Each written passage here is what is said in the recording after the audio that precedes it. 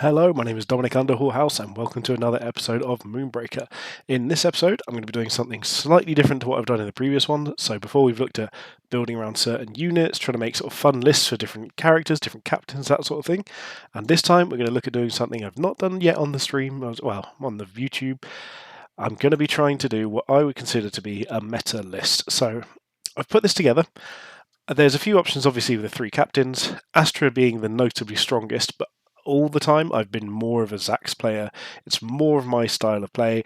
I love sort of the hyper late game, you're getting to use those Cinder abilities effectively, and also just finding ways to stall out the game, grind out your opponent is really quite entertaining to me. So, in light of that, there's a few things I've put together. We've got, I think the best thing to do, so we've got Beatrice Enforcer, Blindsider Esley, Deadeye, Maximus, and Tyre Arsenal as our really cheap sort of early game units.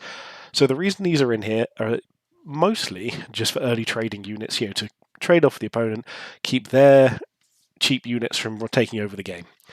In terms of sort of more late game units, we've also got Rickety Backfire, so Phil's in the same thing. Rickety is just sort of an efficient, usually one shot, try and trade something for something else, especially good with Tower Arsenal. It's a pretty good sort of option to have, but it's not something that I'm particularly confident in. So then we've got Florio Lancer, Broken Vengeance, Furia, and Switchback. So these are all just really hard-hitting units, but given the control that we can put together with some of the early game units and Zax himself, these should be able to finish off the game most of the time. So I've played quite a few games of this so far. Rickety is the one I don't feel confident in so far. I could see this switching to something like Stitchy McPatchy, give us again that longevity, and that's something I might consider. But with this exact version of the list, I'm so far, I think 6-1 in my record. So hopefully we can take that through, play a couple of games, and we can see if that continues through this video as well. So again, this is quite a straightforward list. It's not trying to do anything tricky. We're not trying to do any combos. We're not trying to do anything overly fancy. We're just trying to play efficient games. We want to trade our life total on Zax with the opponent's units early on, taking full advantage of him having 2 attack rather than 1 like Astra, or being melee like Extilior, and just trading early on to take control of the game as it moves forward. So we are against an Astra, so this is going to be, again, similar to some of the games we've had before. This can be quite a difficult matchup. So we're going second as well. And right, so what have we got here? Reinforce and Iron Storm is very powerful. Cinder Infusion as well. We've got a few 2-drops, so Cinder Infusion's probably not as useful. And this is a double heal. I think we're going to go with Stowaway and Iron Storm. I quite like the Stim Burst, but I think Stowaway and Iron Storm is where we want to be here, because they're likely to be throwing out things quite early on, and quite a lot of them. So Iron Storm's probably going to get extra value given that there'll be multiple units they can be used on. So our plan's probably going to be play either Taria Arsenal or Rickety Backfire early, possibly Blindside Resdy depending on what they play and where we can hide back. So for now, we've got no line of sight. There's no point in trying to get one. We just move back to about here, because I think it's about the hardest spot for them to get to. We don't want to move too far, because we might need to be closer for Blindsider Esley. So we're just going to move here, pass the turn, see what they do from here. Giving them 2 free turns and then being first is going to be quite difficult, because then potentially they're saving a few Cinder on a bigger unit. They have gone for Tara Arsenal. Okay. But that was also their 2-cost units. They've got another unit in hand that's been reduced by 2. Honestly, this isn't that worrying. Like, Tara Arsenal is fine. I'm not particularly worried by that as an option. So I think what I'm going to do, in line with what we said at the beginning, is I'm going to move Zax down here and try and take a shot onto Tara Arsenal if there is a possible line of sight. Okay, if there isn't, that's fine. So we just reinforce here. Broken Vengeance is great. So having 3 Cinder here, I think we're probably still on Taria Arsenal. Rickety Backfire, again, could potentially just one-shot Taria, but that's, again, a positioning thing that I don't think we're ready for yet. So I think we move just straight back here, play Taria Arsenal in a similar position over here, so it's hard for them to get to, and just pass the turn. And then I think either in the next 2 turns, we're going to go for an aggressive push, because we've got Ion Storm, so we can take a little bit less damage on the backswing. So I'm debating 1 or 2 turns time, because I think ideally Getting Broken Vengeance out would be perfect, because that then gives us the option of Taria Arsenal Broken Vengeance, and then double hitting onto their Taria and killing it. Okay, Taurian Guardian is absolutely fine. So this again leaves us in a position where we're not as worried, but what I'm going to do is I'm going to be a little bit more aggressive. I'm going to move Zax over here to get line of sight on Taurian, not because I think we can hit Taurian, but because I want to pull them out. So Taria's going to come probably just back here, and we'll put Broken Vengeance probably actually a little bit closer, maybe just around here as well, because what this will do is this will give them the ability to try and poke him, but I don't think they should be able to do so. So what is our range looking like? I wish I could sort of figure out the accuracies here. I think because he's got 7, we leave him there. If he had, say, 5 life or something like that, I think we'd then be considering Ion Storming then to try and keep him alive. But with 7, I think he's pretty safe, and I'm expecting them to come out and try and deal some damage here. This is what we want them to do. We have to just hope that this isn't orbital. It looks like orbital from what they're doing, so we need this to miss. Okay, that is a really big miss there, because this is going to be orbital. Oh, Ion Storm. Okay, so they're doing the same as us. And Lifeline. Okay. This is fine, I think. Taurian Guardian's kind of just out of place there. So looking at our hand here, we're probably just playing 2 units, Ion Storming over here, getting all 3 of them, and just still playing aggressively, even with Ion Storm on us. So let's reinforce first. We've got Switchback. Again, that's probably good for next turn. So we're actually just going to go full frontal attack here. Try and get damage where we can. Taurian Guardian is the thing we want to keep out of range of our Broken Vengeance here. So excellent, that worked out well. And we just get a pot shot onto Astra here. That's fine. So because Astra's the only one that's in range, I'm still kind of scared of what they've got in hand, but I don't think that's enough to actually worry us, because they can only play 1 unit. So what we're going to do is we're going to play a couple of units, and we're just trying to flood the board here and save our Ion Storm for when they have more things for us to deal with.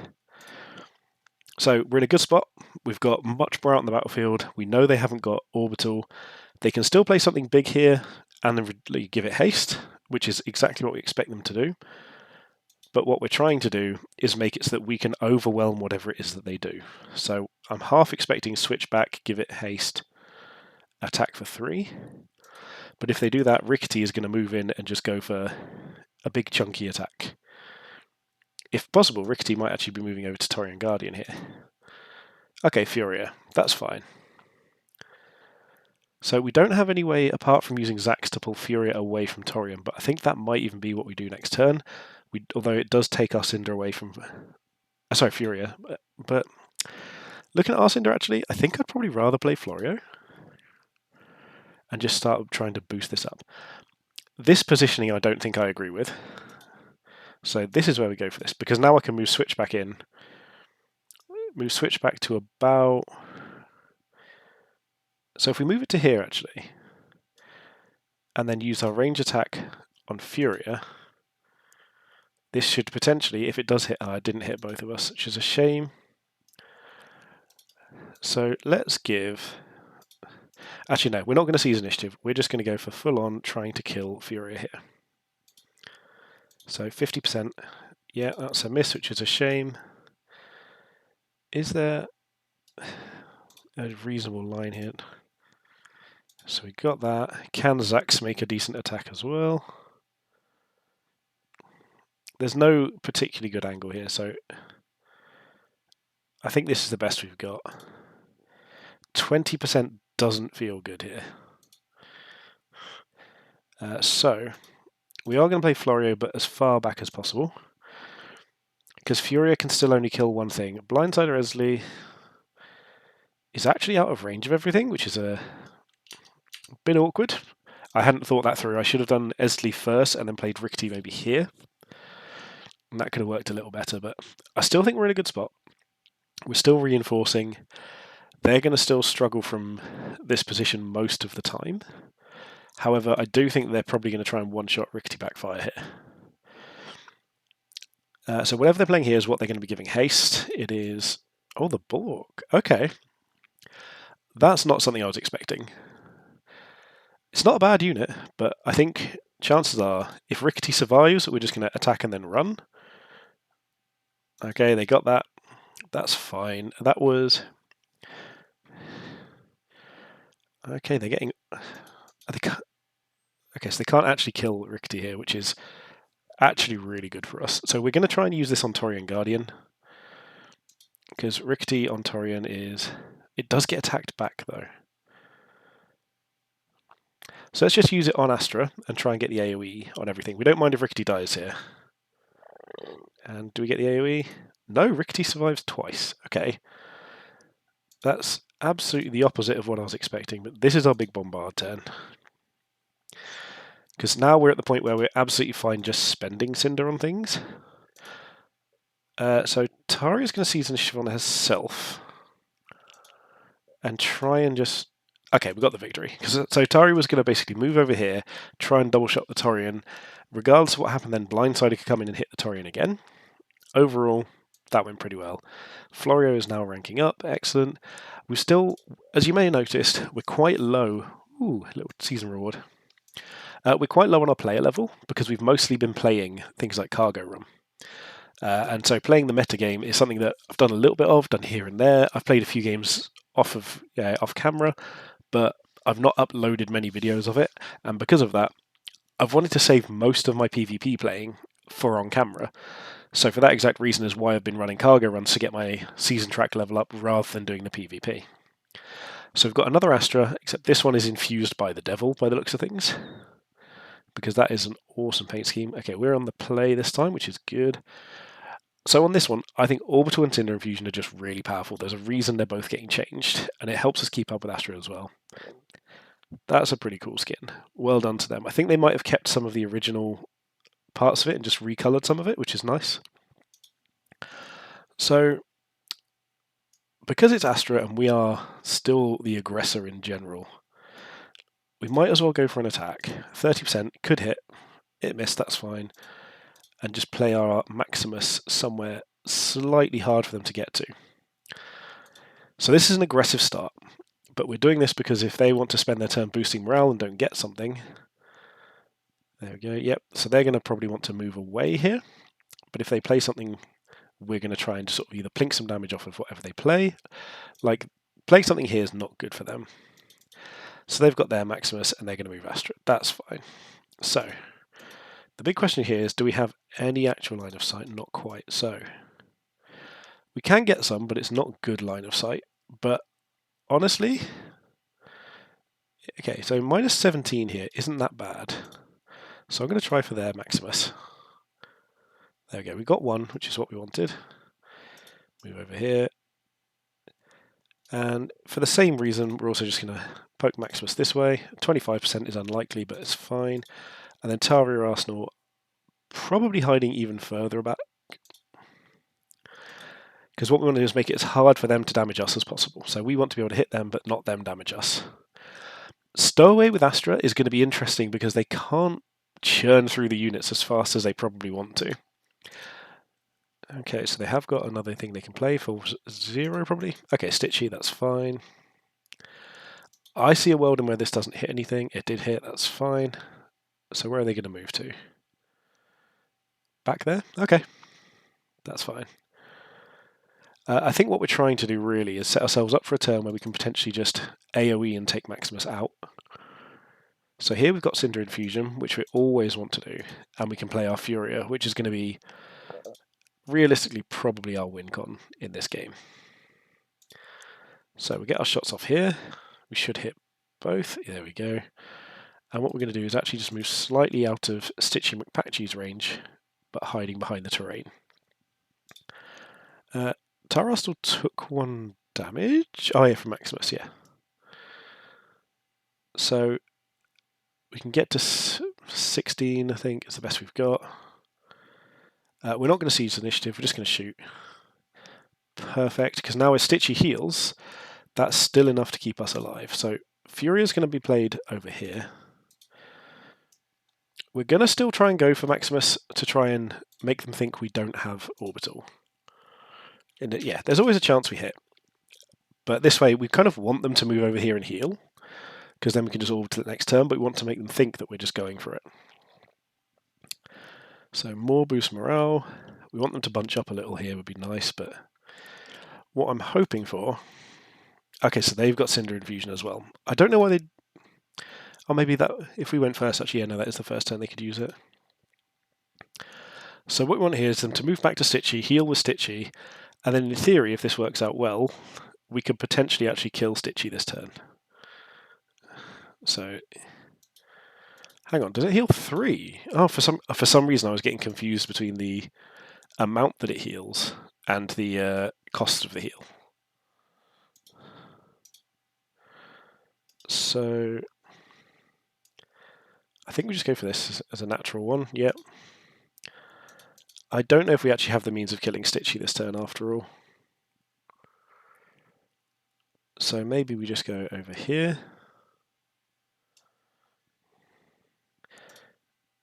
Yeah, so Stitchy's blocked no matter what. So we're going to start poking over here. We don't have anything to place. Oh, we're out of range. Okay, so the question is, I think it's worth gravity disking ourselves closer together. Making sure we've still got an angle here. And doing this. So this could potentially get us 4 damage. It does, excellent. And we're going to leave Furia there to build up.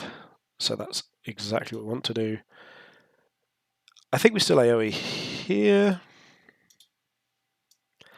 And we're going to just move in towards Stitchy, get a couple of shots off, try and get a crit if we're lucky, and then just hide back again. And Furia is just going to move back here. That's what we want to do. So we're putting Altaria at risk here in exchange for their Deadeye probably.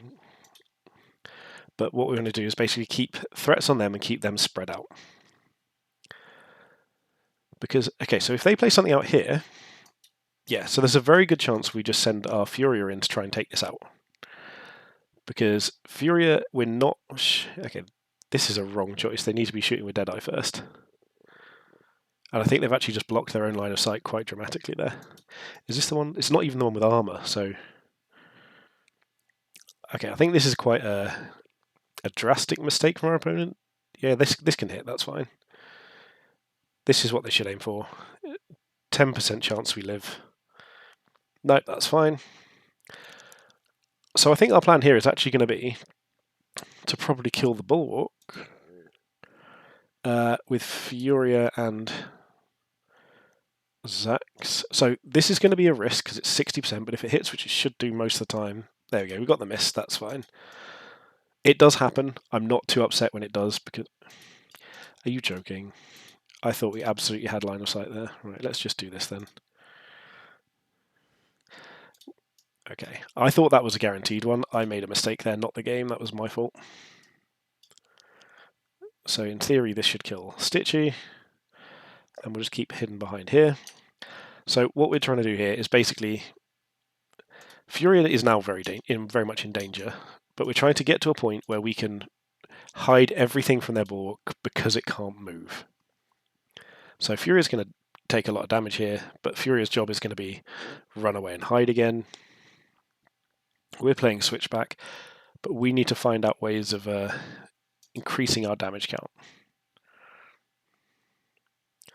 Okay, so this is fine, yeah. So here, Furia's almost bait. Like, we're going to attack with Furia and just run away.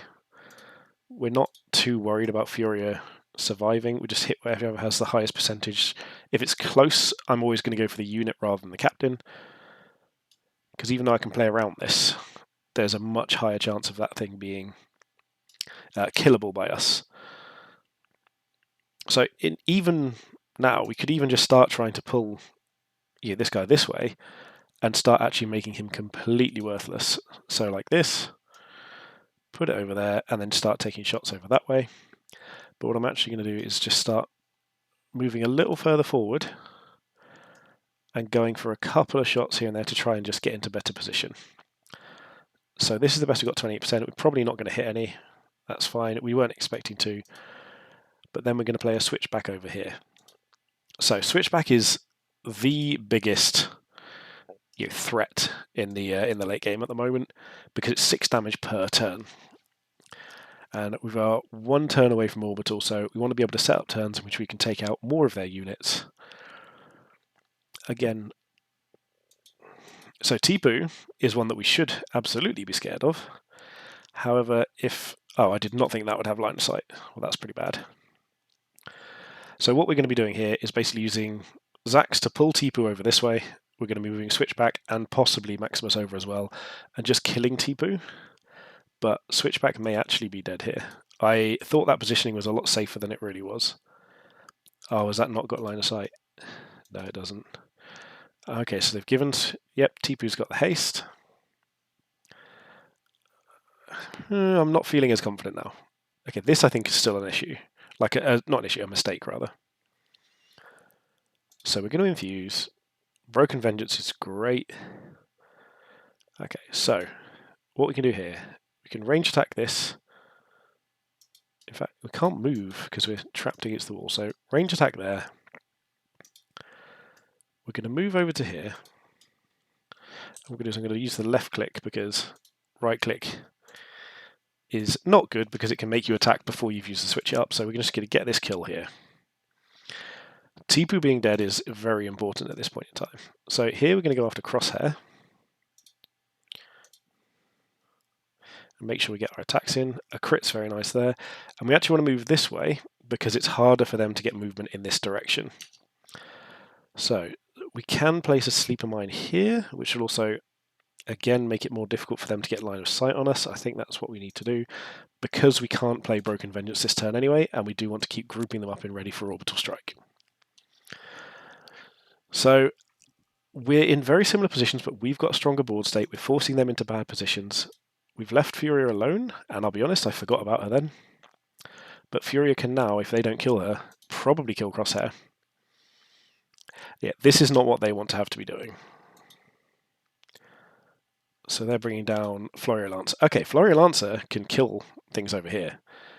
But if it kills Furia, that's also good for them. Okay, so we now need to kill Florio Lancer. But I think killing Crosshair is the easiest thing to do with Furia without wasting any other additional resources. Yeah, they could kill her potentially, but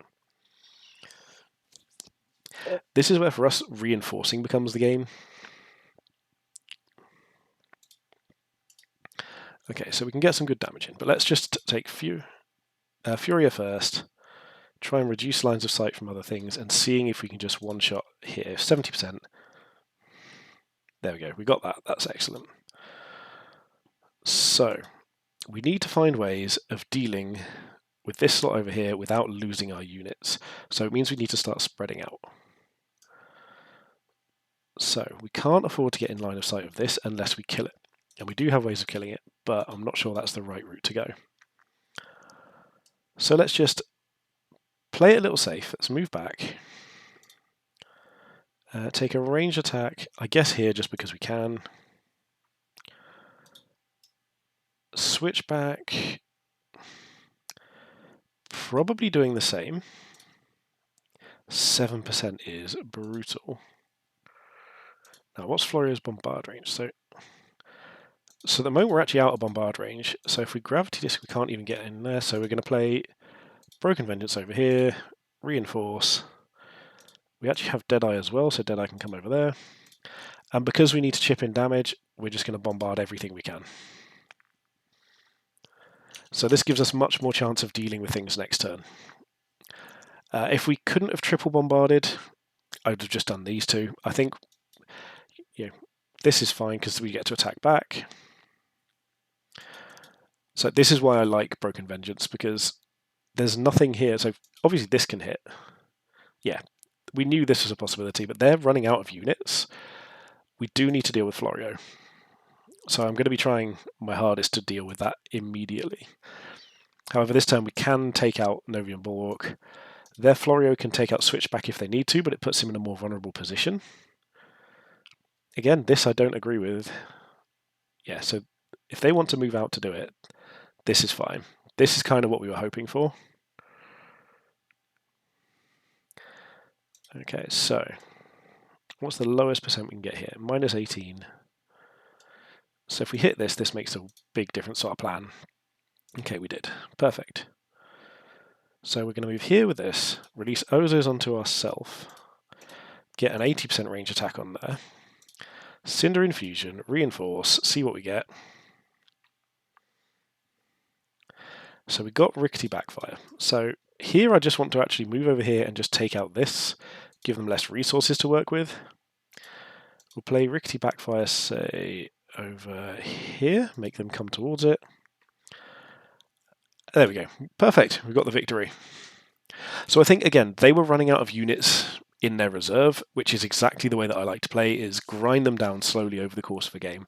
So overall now, I think that puts us at 8-1 with this list. I'm really happy with how it played out.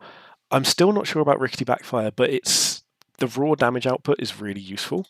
So if we just have a look at the roster again and see what we might have considered changing here. So go to the list view just because it's a little bit more user-friendly. I wish we could swap these around or put them in cost order.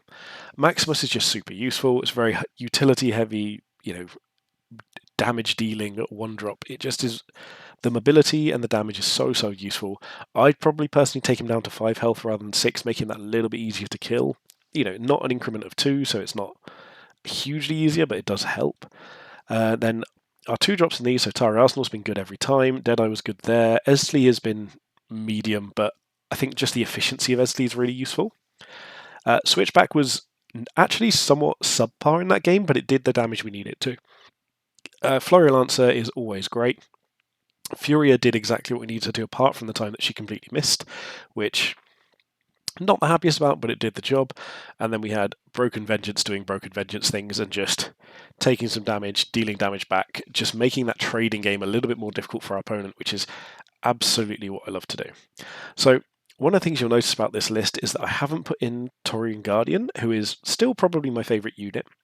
I've found so far that hasn't been the name of the game. It's not been keep us alive, it's been trade units back and forward, and Taurian is great on that front, but being melee and not having that extra utility is quite a difficult thing to do at the moment.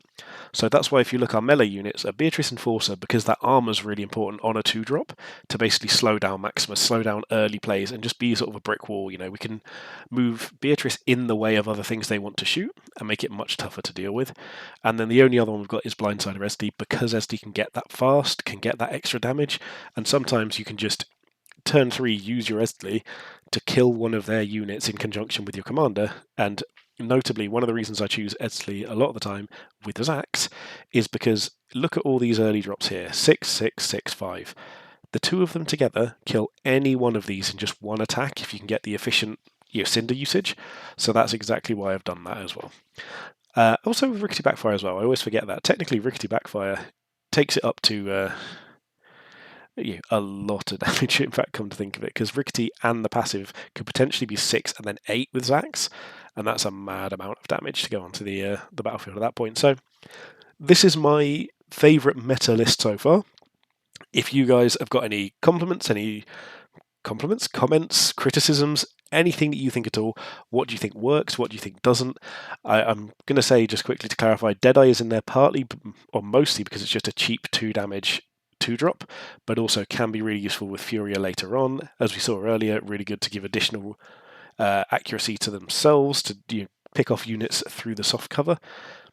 Really happy with how this has gone. I've really enjoyed this. Hopefully you have too. Don't forget to like, comment, and subscribe. I really do appreciate it. I check out every single thing that people post on the channel. It really does make my day. Other than that, thank you very much and have a good day.